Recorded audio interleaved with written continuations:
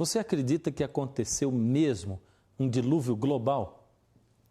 Muitas pessoas pensam que a Bíblia é apenas um livro de fábulas. Por isso, quando ouvem falar da história do dilúvio, de Noé ou da arca, torcem o nariz dizendo que tudo não passa de lenda. Mas o programa Está Escrito de hoje vai mostrar a você que a arca de Noé não é lenda e que, ao contrário do que muitas pessoas pensam, os registros deixados na natureza e estudados pela ciência dão evidências fortíssimas deste dilúvio global que, com certeza, aconteceu.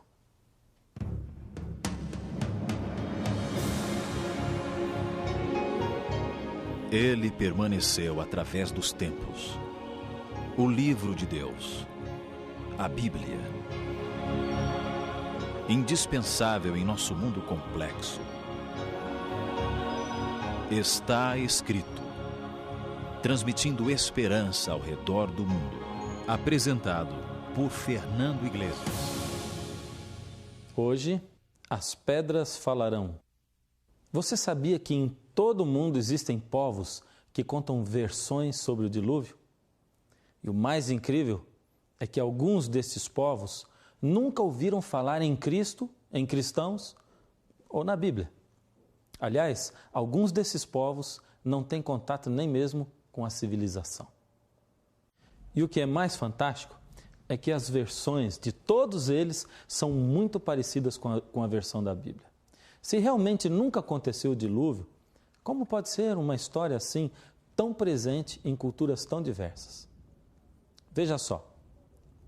Vamos primeiramente lembrar que no relato bíblico, Noé, sua esposa, 3 filhos e 3 noras foram salvos do dilúvio navegando a arca que Deus instruiu Noé construísse. Portanto, são 8 pessoas ao todo. Prestou atenção nos detalhes? Noé, nome com 2 sílabas. Embarcação e 8 pessoas. Um casal, 3 filhos e 3 noras. Na verdade, há mais de 200 exemplos, mas nós vamos citar aqui só 2 deles. Primeiro, vamos começar com os hindus. Entre os hindus, existe a história de Manu. Percebeu a primeira congruência? Manu tem 2 sílabas, igual a Noé. A história conta como Manu e outros foram salvos de uma grande inundação dentro de um barco. A inundação e o barco. Vamos agora para os chineses. Entre os chineses existe a história de Fa Li, um nome também com 2 sílabas, notou?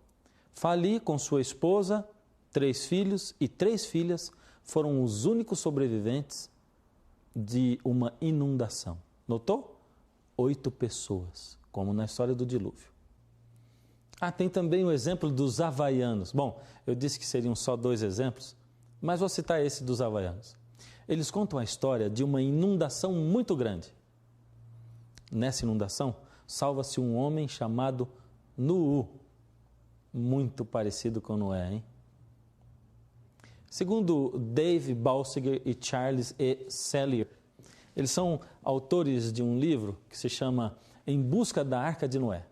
Segundo eles, são mais de 200 civilizações passadas e presentes que guardam registros orais ou manuscritos da grande inundação. Vamos conhecer alguns detalhes do relato do dilúvio que está na Bíblia. Veja o que a Bíblia diz em Gênesis, no capítulo 7, do verso 11 até o 17, bem no começo da sua Bíblia. No ano 600 da vida de Noé, aos 17 dias do 2º mês, nesse dia romperam-se todas as fontes do grande abismo, e as comportas do céu se abriram, e houve chuva sobre a terra durante 40 dias e 40 noites. Nesse mesmo dia entraram na arca Noé, seus filhos Sem, Cão e Jafé, sua mulher e as mulheres de seus filhos. Eles e todos os animais segundo as suas espécies, todo o gado segundo a sua espécie, todos os répteis que rastejam sobre a terra segundo as suas espécies, todas as aves segundo as suas espécies, todos os pássaros e tudo o que tem asa, de toda a carne em que havia fôlego de vida, entraram de 2 em 2 para Noé na arca. lendo um texto como esse, a primeira coisa que vem na cabeça da gente é a seguinte: mas como esse tanto de animais poderia caber dentro da arca?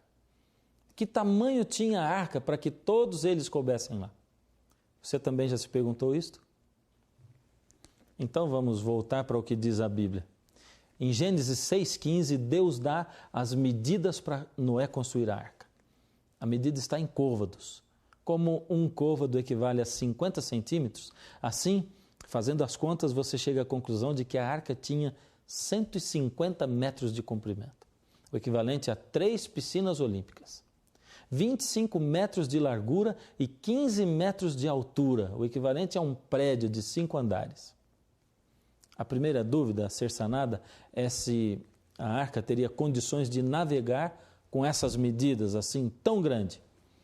A pergunta foi feita a arquitetos da Marinha Americana e eles responderam não só que sim, mas que também teria condições de navegar, suportando ventos de 210 nós, ou 380 km por hora, e ondas de 35 metros de altura, com uma capacidade de carga semelhante a 500 carretas, ou 125 mil ovelhas.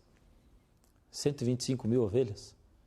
Mas por que essa comparação com ovelhas, você pode perguntar? Bem, nós acompanhamos estudos feitos por biólogos a respeito de quantos animais seriam necessários para representar todas as espécies que existem hoje, contando inclusive com todos os animais já extintos. E o resultado da pesquisa foi: seriam necessários menos de 20 mil animais para se representar todas as espécies que existem, contando com animais já extintos. E o mais interessante é que apenas 11% seriam maiores do que uma ovelha. Então veja, se 20 mil seriam suficientes para representar todos os animais do mundo, e se 11% só eram maiores que ovelhas, e se caberiam 125 mil ovelhas, você já nota que haveria espaço de sobra. Se nós já temos espaço de sobra, acabou o primeiro problema. Mas para deixar você ainda mais seguro, nós podemos, inclusive, contar com o fato de que todos os animais poderiam também ser filhotes ao invés de adultos, o que economizaria muito espaço. Como sempre temos dito, nessa série de programas sobre o criacionismo, todas as evidências de que precisamos estão guardadas na Terra, pois a Terra é a grande biblioteca e o grande museu ao ar livre. Assim sendo, podemos chegar à conclusão de que o estudo da Terra poderá nos mostrar mais do evolucionismo ou do criacionismo. Você está preparado?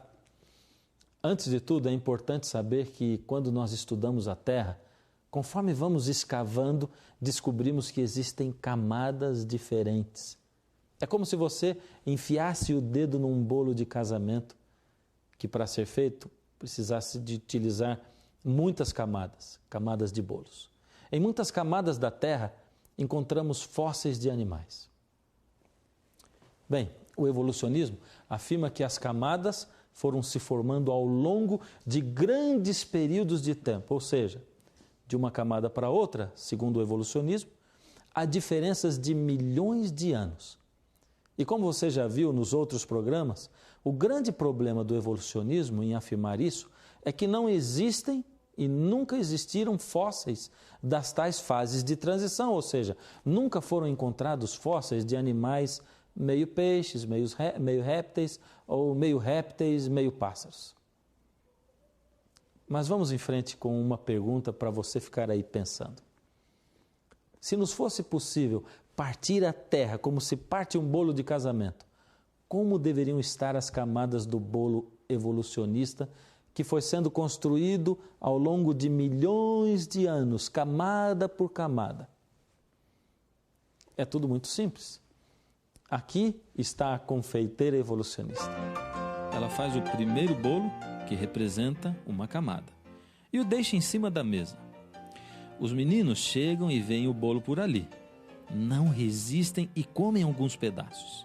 Os meninos representam a ação da erosão, do tempo e do clima na superfície da Terra no decorrer dos milhões de anos que o evolucionismo afirma terem se passado.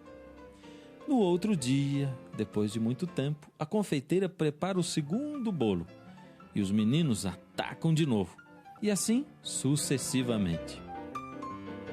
Notando o estrago na superfície de cada um dos seus bolos, a confeiteira se preocupa, porque vai levar muito mais tempo para montar o seu bolo. Quando finalmente termina o seu trabalho, vê que está um pouco torto, mas arruma tudo com a cobertura e o bolo fica normal. Mas e o criacionismo? O criacionismo, baseado na Bíblia, diz que num passado muito remoto, Deus criou todo o universo. Mas só há aproximadamente 6.000 anos atrás, Deus veio a esta terra que era sem forma e vazia e disse: haja luz. Ou seja, a Bíblia afirma que o ser humano, juntamente com os animais e todos os seres vivos, incluindo plantas, foram criados por Deus, com diferenças de horas apenas, tudo num período de uma semana. A Bíblia afirma mais, afirma que houve um dilúvio global atingindo todo o planeta e que nesse dilúvio águas vieram de dentro da terra, do abismo, e águas vieram de cima, no céu, e que águas dos oceanos se revolveram e houveram grandes explosões e que toda a superfície da terra se revolveu como se tudo tivesse sido posto em um grande liquidificador. Tudo isso durou 40 dias e 40 noites. Porém, as águas ainda permaneceram sobre a terra e foram baixando num período que levou 150 dias. É como se colocasse tudo nesse grande liquidificador, misturasse, então desligasse o aparelho e deixasse tudo ir baixando aos poucos. Durante esses 150 dias, as águas foram baixando e todos os elementos da terra que tinham sido revolvidos foram baixando também. Tanto terra, como metais, animais, cada elemento destes, de acordo com a sua flutuabilidade, mobilidade, etc.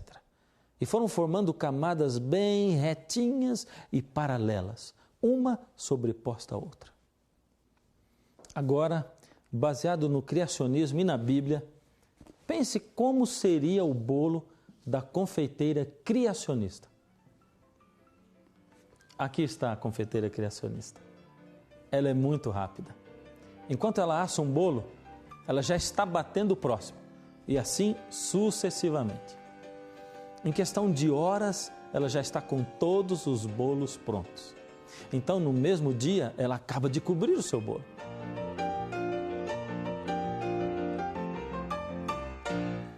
Agora, olhando os dois bolos por fora, eles parecem iguais.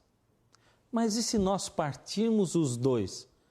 Que diferença haverá entre um e outro por dentro, nas camadas?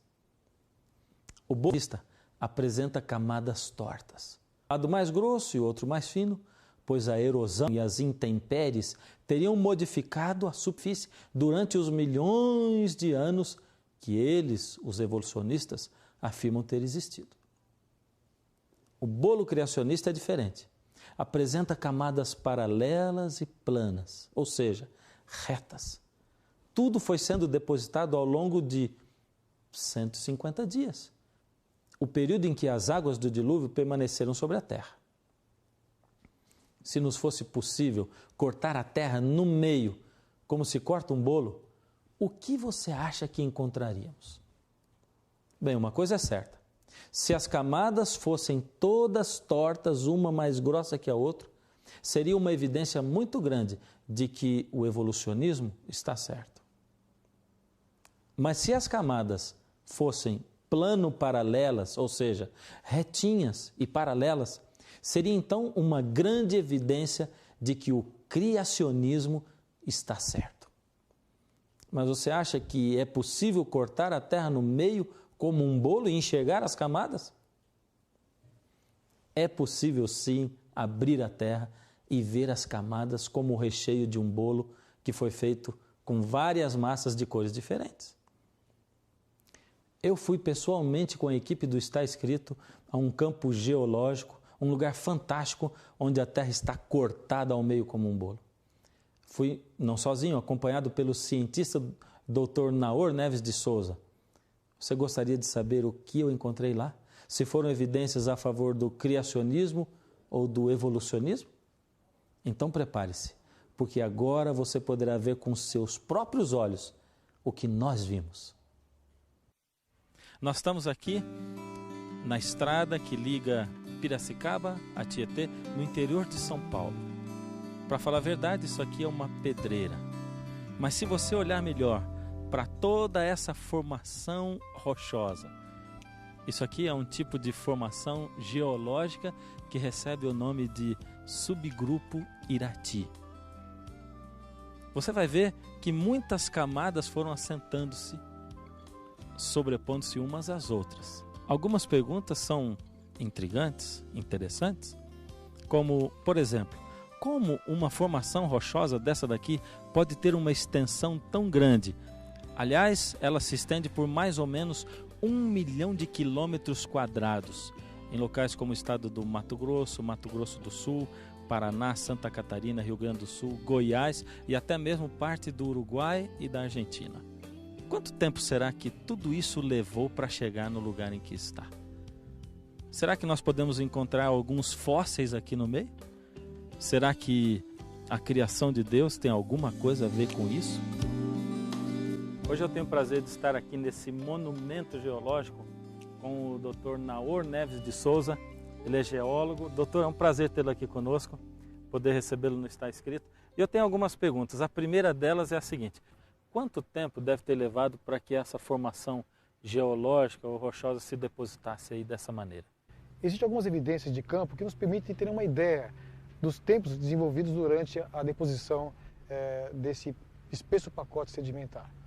Um primeiro aspecto que é bastante realçado aqui nesse afloramento é a estratificação plano-paralela, camadas claras alteradas com camadas escuras. Alguns imaginam, alguns geólogos, que os tempos seriam prolongados entre uma camada e outra, ou seja, mudanças climáticas, períodos mais secos ou mais úmidos, e as camadas então seriam depositadas lentamente. Ao longo do tempo, sim, devagarinho.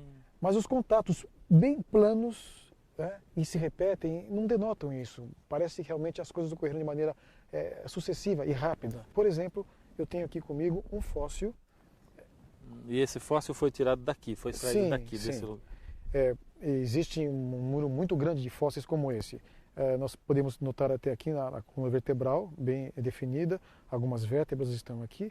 Esse fóssil representa um réptil que viveu e foi rapidamente soterrado aqui no passado. Imagine a extensão dessa camada, as distâncias realmente consideradas, a espessura, em torno de 100 metros essa formação tem, em média.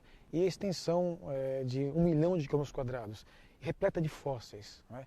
Esses animais estão aqui, inclusive, para estarem aqui como fósseis, eles tiveram que ser rapidamente soterrados, senão não teriam sido preservados. Mas, doutor, quando a gente ouve o senhor dizendo que tudo isso aqui deve ter sido depositado assim, de uma vez só, a gente talvez passe pela mente assim que essa rocha tenha vindo e se depositado aqui, mas como 1 milhão de quilômetros quadrados, é impossível que isso aconteça.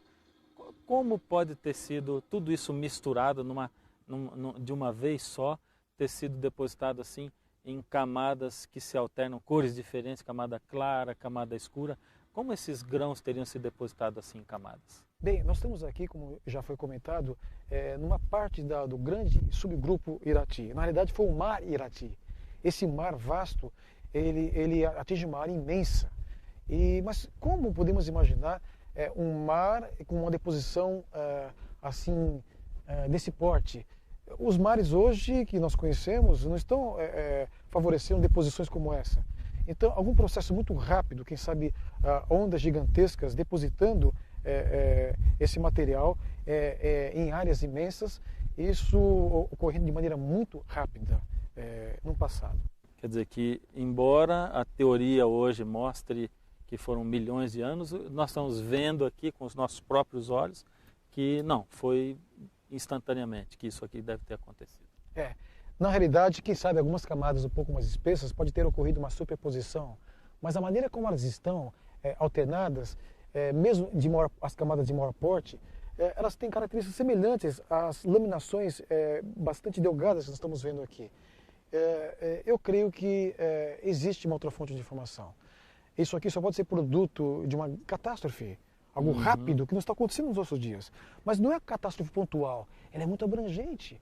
Será que nós poderíamos, então, nos reportar ao dilúvio universal, segundo é descrito na Bíblia?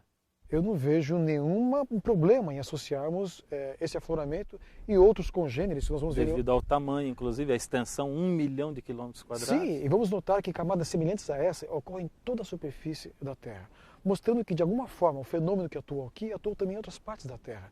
Ou seja, são fenômenos geológicos globais, que realmente se manifestaram em toda a Terra de maneira muito rápida. Essa visão ela é totalmente compatível com o relato bíblico do dilúvio. Chegou a hora de você pegar sua Bíblia de novo e nós checarmos juntos o que está escrito. Abra em Lucas, Evangelho de Lucas, capítulo 19, no verso 40. Jesus disse: asseguro-vos que, se eles se calarem, as próprias pedras clamarão. E, de certo modo, hoje, as pedras clamaram, falaram. Vivemos num mundo onde acreditar num Criador parece o mesmo que dizer que nós somos ignorantes. Não nos dão escolha. Dizem, ou você acredita na Bíblia ou na ciência. Mas ao contrário disso, ciência e Bíblia andam juntas, cada vez mais juntas. E Deus, sabendo que alguns não iriam crer em sua palavra e que teriam que ver para crer, deixou um outro registro palpável, o registro da natureza. Foi exatamente isto que vimos hoje. Evidências indesculpáveis, inexcusáveis de que Deus é o nosso Criador. No livro de Romanos, capítulo 1, de 19 a 21, diz o seguinte: porquanto o que de Deus se pôde conhecer, Deus manifestou. Porque as suas coisas invisíveis desde a criação do mundo, tanto o seu eterno poder como a sua divindade, claramente se veem pelas coisas que estão criadas, para que eles fiquem inexcusáveis, sem desculpas. E veja o que a Bíblia continua dizendo, os versos 21 e 22. Mas eles não o glorificaram, nem lhe deram graças. Antes, em seus discursos, se desvaneceram e o seu coração insensato se obscureceu. Dizendo-se sábios, tornaram-se loucos. Quando você pegar esse livro nas mãos, não se esqueça, a Bíblia é um livro sério. E ela não é só um livro de ciências, de psicologia, de história. Ela é sim, mas ela é mais do que isso. A Bíblia é a palavra do Deus Criador.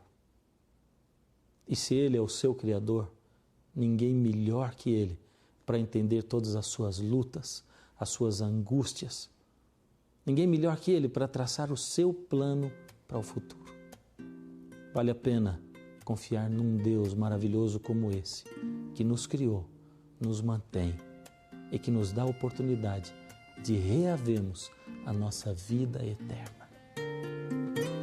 Quem criou o universo, o espaço sideral, quem comanda os planetas em seu giro pelo céu, quem o mundo pôs em órbita e as estrelas fez brilhar. Não foi obra do acaso, foi um Deus tão singular.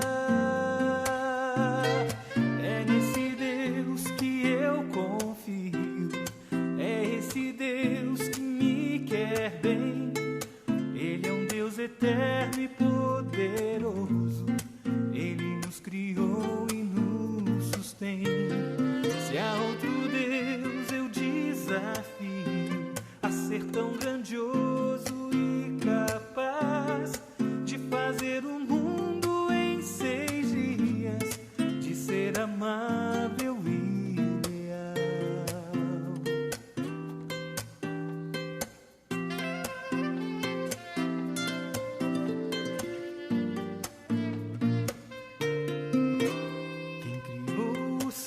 e a terra e nos ofertou a vida.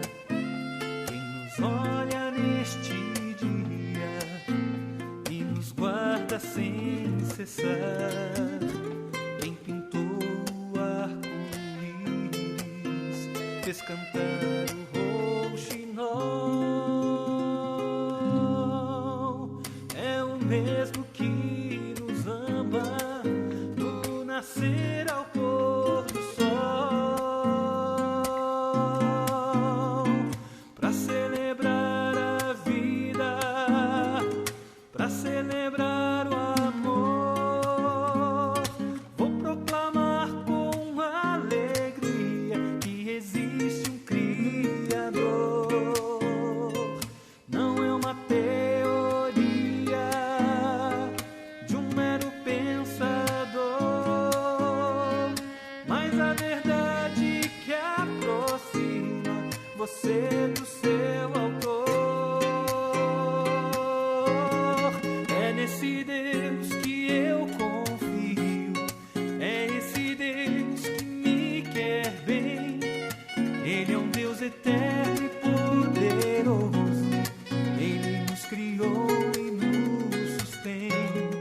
Se há outro Deus eu desafio a ser tão grandioso e capaz de fazer o mundo em 6 dias, de ser amável e leal.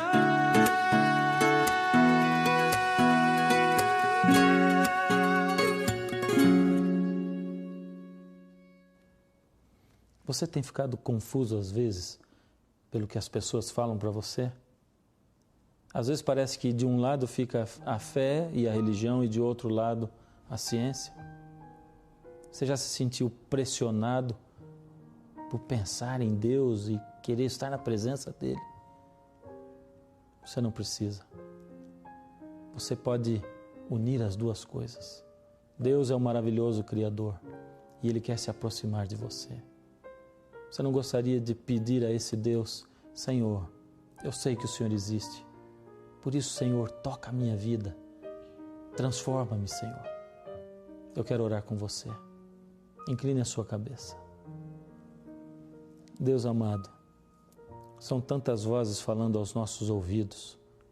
Às vezes ficamos confusos, Senhor. Mas como é maravilhoso saber que na sua palavra e que na natureza encontramos, Senhor, subsídios para ver que o Senhor é um Deus maravilhoso e criador. Senhor, toca a vida de cada um de nós, seus filhinhos, aqueles que estão cansados, confusos. Guia-os, Senhor. Prepara-nos e aumenta a nossa fé. Em nome de Jesus. Amém.